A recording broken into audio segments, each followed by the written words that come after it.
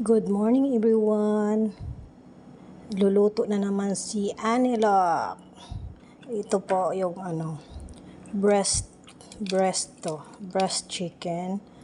Ito po yung gusto kong luto, hindi matrabaho. Ito siya breast chicken po. Tapos nilagyan ng onion at saka kusbara. Mix lang siya. Tapos, ito lang po yung ingredient. Paprika powder, salt, olive oil, and black pepper powder, and lemon juice. I-mix lang siya dito, guys. Tsansyahin lang siya kung gaano karami yung ilagay mo na ingredient.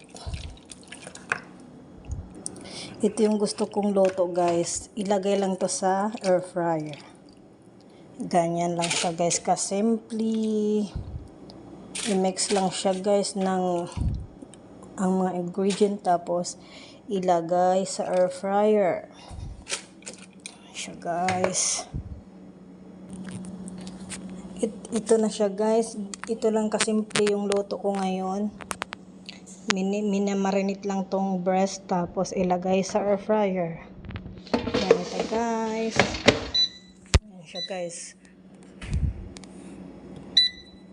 Ganyan siya, guys, kung paano kailangan 200. Tapos yung time niya, ilagay mo lang siyang 50 minutes. Mamaya 15 minutes naman pag baliktad mo siya. Ready na siya, guys. Ayan.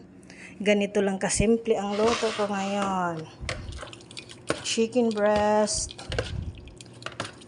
na chicken breast niluluto sa air fryer.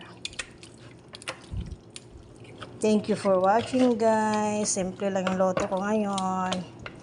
Don't forget like, comment, and share my real video. Thank you so much. God bless you all.